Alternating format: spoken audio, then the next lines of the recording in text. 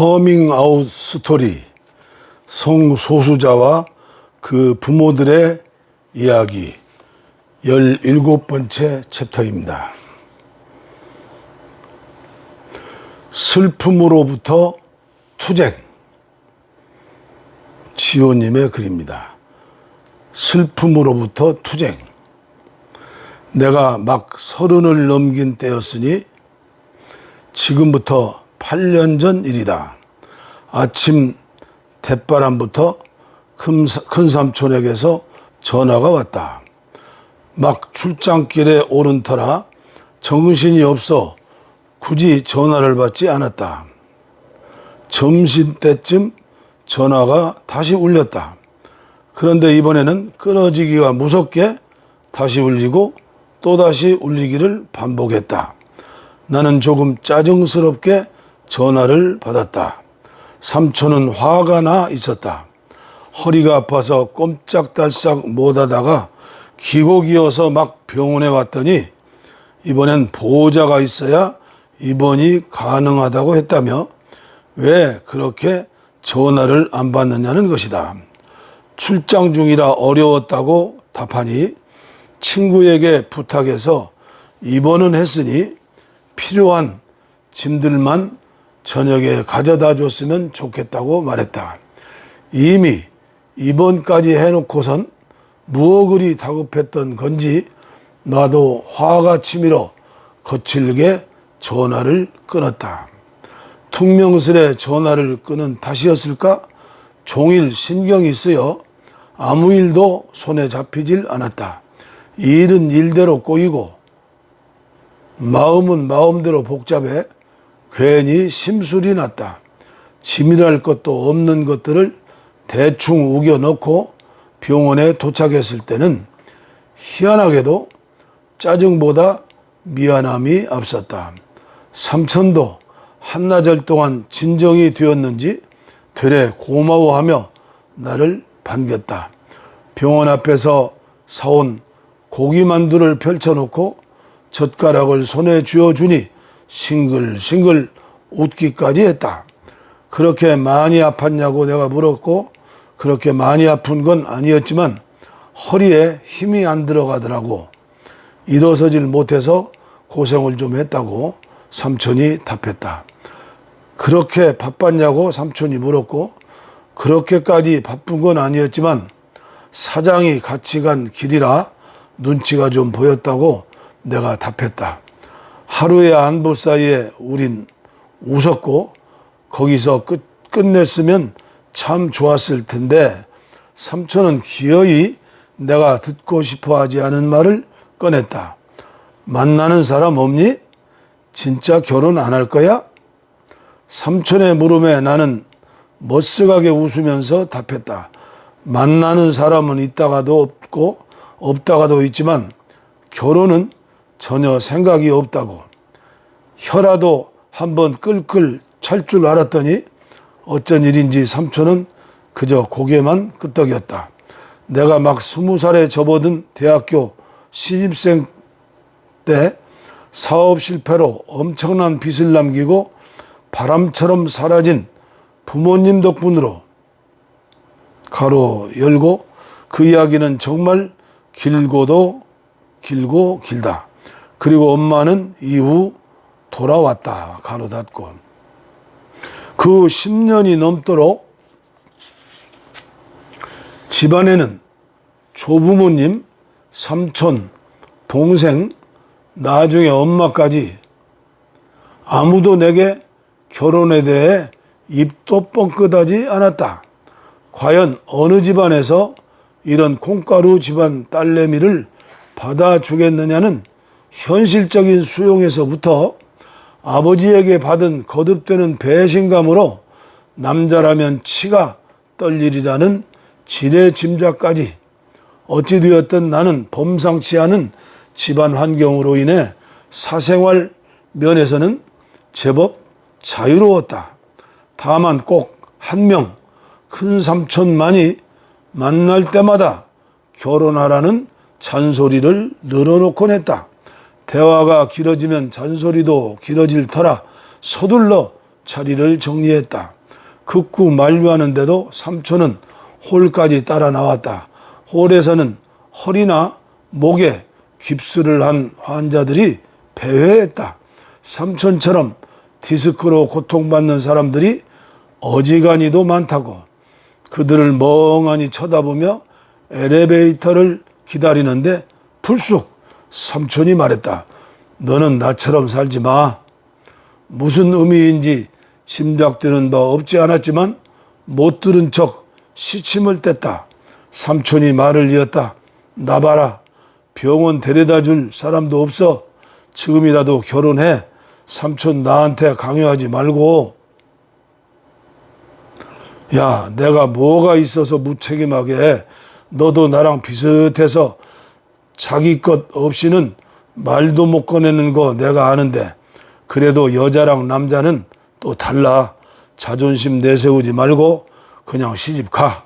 나처럼 되지 말고. 난 삼촌과 달라. 그러나 나는 대답 대신 삼촌 얼굴을 마주 보았다.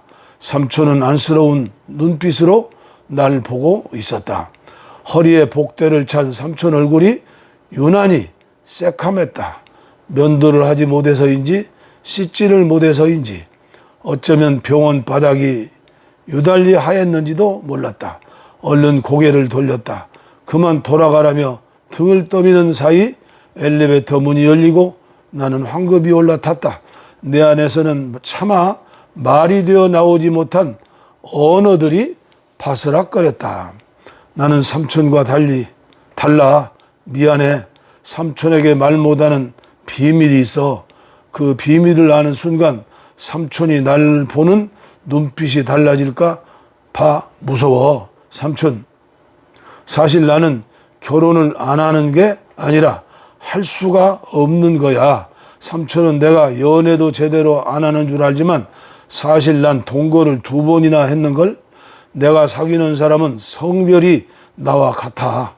그러니까 삼촌이 내 룸메이트라고 생각했던 그 사람들이 사실은 애인이었어. 나는 동성애자야. 들어본 적 있어? 난 여자를 좋아해. 콩가루 집안이라 결혼을 못하는 게 아니라 사회가 날 인정하지 않기 때문에 못하는 거야. 그건 나와 우리 가족 누구의 탓도 아니야. 삼촌은 이해할 수 있겠어? 그래도 난 겁이 나. 나 때문에 집안에 또 다른 불화가 생길까 봐. 내가 무식하고 천박하다 여기는 사람들의 표정을 우리 가족에게서 볼까 봐. 혹은 우리 가족들이 날 그렇게 볼까 봐. 내가 가족들을 실망시키게 될까 봐 두려워. 또 우리 가족들이 나 때문에 짊어져야 하는 부담과 따가운 시선들. 그래서 아주 가끔은 차라리 다행이라고도 생각해. 최소한 나는 결혼을 강요받진 않으니까. 혼잣말을 중얼거리며 밤길을 걸었다. 사실 난 잘 몰랐다. 내가 결혼을 못하는 것이 비단 정체성 때문이라고만 할 수 있을까? 동성 결혼이 법적으로 가능하다 해도 나는 결혼은 하고 싶지 않았다. 그건 진짜 삼촌이 짐작하는 집안의 이유일 수도 있고 구속당한다고 느끼는 답답함 때문일 수도 있었다. 30을 넘어서도 나는 내가 뭘 원하는지 제대로 알 수가 없었다. 사람들에게는 결혼이 당연하게 받아들여진다는 사실이 더 신기했다. 어쩜 그렇게 확신이 가능할까? 겁이 나는 건 사실이었다. 가족들은 장녀라서 고생이라며 이래저래 토닥여주고 마음을 써주고 다른 불편함이 있을까 봐 간섭도 하지 않았다. 어려서부터 어른들 기대 큰 어긋남 없이 얌전하게 자라온 터라 되레 부모가 자식 인생 망친 격이라며 날 안쓰럽게 보듬었다. 딱히 사실이 아닌 것은 아니다. 그렇다고 온전한 진실이라고 할 수도 없는 말 뒤에 나는 나의 가장 큰 비밀을 잘도 숨겨왔다. 거기엔 여성의 지위가 달라진 사회 변화도 한몫했다. 어쩌다 명절에 만나는 먼 친척에게 결혼은 안 할 거예요 하고 말하면 그래 귀찮시럽지.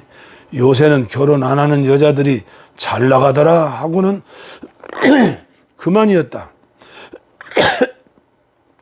가당차는 골드미스의 지위에 오른 나는 내 비밀을 들키는 순간 어긋나버린 아이, 치료받아야 할 대상, 타락한 존재로 낙인 찍히게 될 것이 두려웠다. 아버지가 없어서 그렇다는 둥 말을 듣게 될까봐 미리부터 겁이 나기도 했고 시기가 적절하지 않기도 했다. 먹고 살기가 빠듯한 때는 그 외에 다른 문제들이 모두 하잘것없는 문제로 전락하기 마련이다. 그러니까 정체성이니 꿈이니 하는 말들은 일종의 사치 같았다. 그러저러한 핑계들로 자유하며 내 비밀을 다시 한번 가슴 안에 묻었다. 사람들이 보고 싶은 대로 보도록 마법의 가면을 썼다. 허리 수술을 받고 퇴원한 이후 2계절 반이 지나는 동안 삼촌은 부쩍 나를 찾는 날이 늘어났다.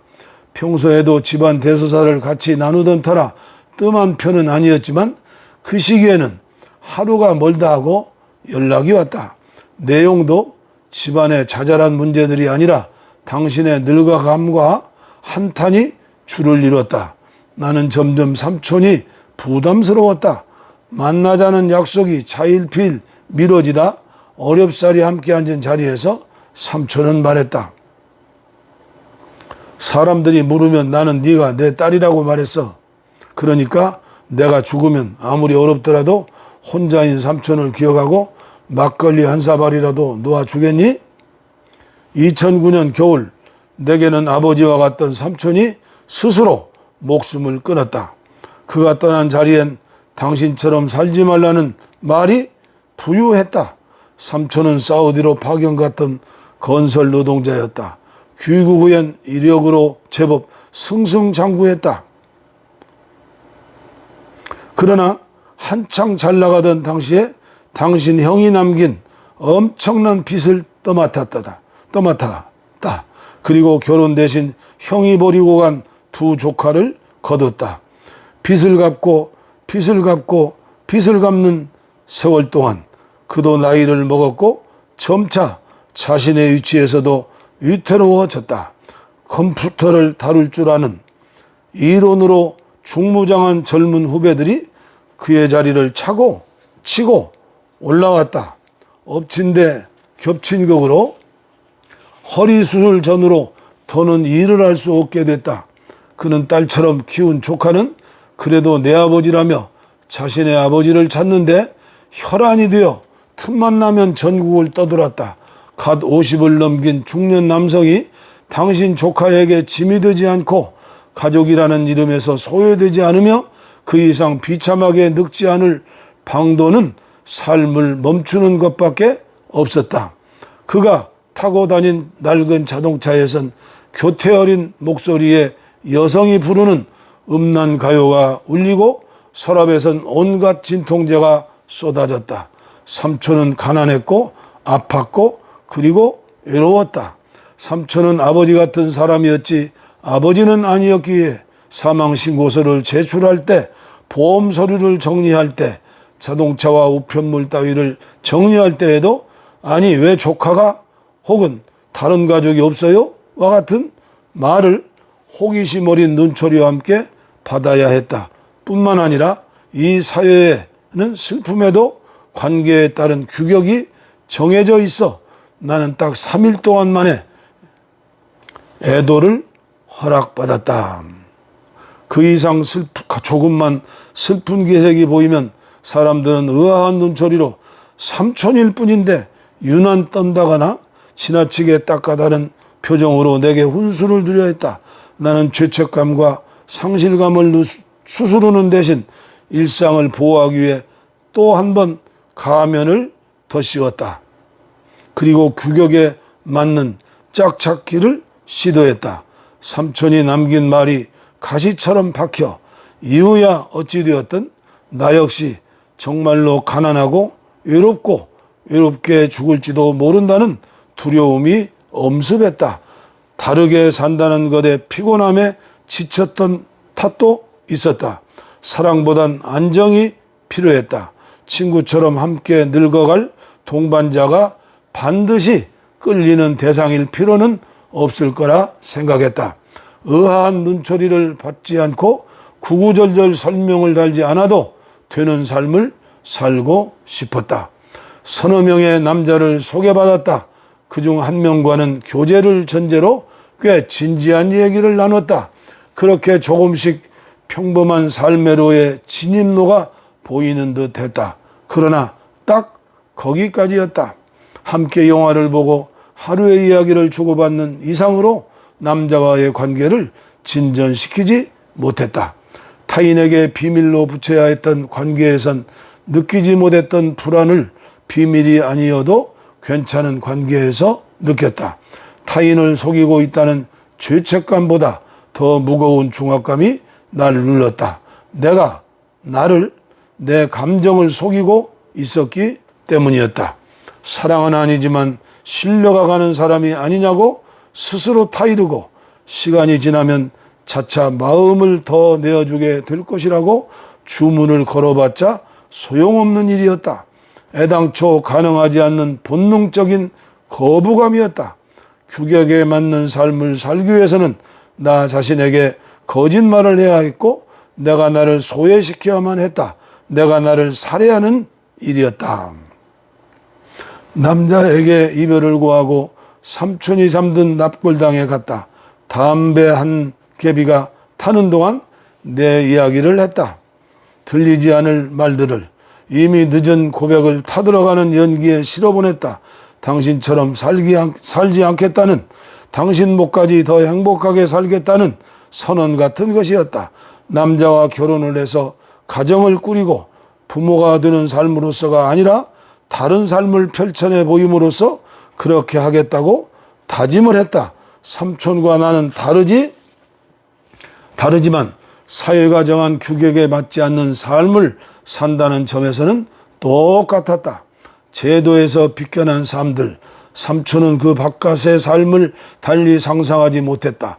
개인의 삶이 그 자체로 온전하지 않고 배우자나 자식에게 의탁해야만 가능한 이성애, 가부장 중심의 이 사회 구조가 상상을 허락하지 않는 탓이기도 했다. 어쩌면 사회는 틀을 더욱 공고히 다지기 위해 삼촌과 같은 본보기가 필요한지도 몰랐다.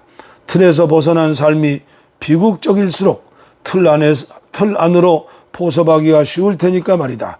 그래서 더욱 제도에 포섭되어 나 스스로를 지우지 않겠다고 다짐을 했다. 나는 사회에 대한 관심을 넓혀가기 시작하면서 친구들에게 하나 둘 커밍아웃을 해나갔다. 그러나 커밍아웃이 가족에게까지 모두 연결되진 못했다. 지금은 여동생만이 유일하게 내 정체성을 알고 있다. 동생은 좋다고도 싫다고도 않고 외롭지나 않으면 되지 하고 말했다. 엄마는 어느 정도 눈치챈 듯 보이지만 어떤 식으로 얘기를 꺼내야 할지 여전히 망설여진다. 예측할 수 없는 겁이 혹처럼 붙어 있다. 그리고 시간은 흘러서 이제 내가 커밍아웃해야 할 가족의 범위는 사뭇 달라졌다. 동생의 가족이 내 삶에 들어온 것이다. 동생은 신랑에게 내 정체성을 공유했고 가끔 시부모님이 언니는 왜 결혼 안 해? 하고 물으면 언니는 잘 사니까 걱정 안 하셔도 돼요 하고 답을 했다고 한다. 그런 질문이 한두 번은 아니었던 모양으로 왜 시부모님은 쓸데없이 언니한테 관심이지? 하고 투덜대기도 한다. 그럴 때면 내 힘을 벗어난 관계와 그 속에서 내 커밍아웃이 미칠 영향과 파장을 숙고하게 된다. 커밍아웃은 죽을 때까지 계속되는 난제라는 말을 실감한다.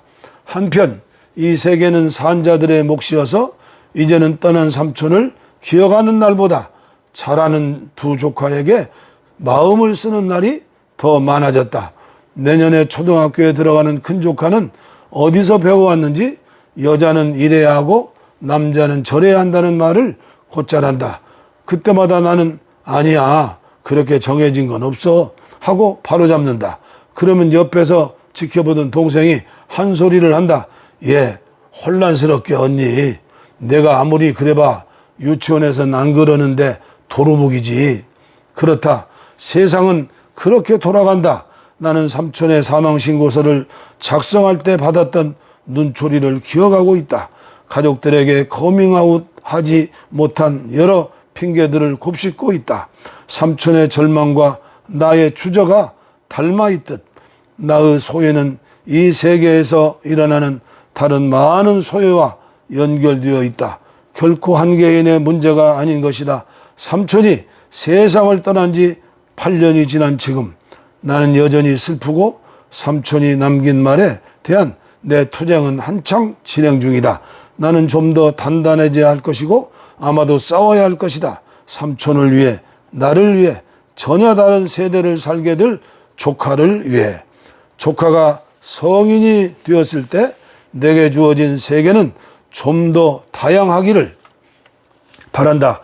조카의 미래가 누군가의 삶을 의탁받거나 자신의 삶을 의탁하는데 함몰당하지 않기를 바란다.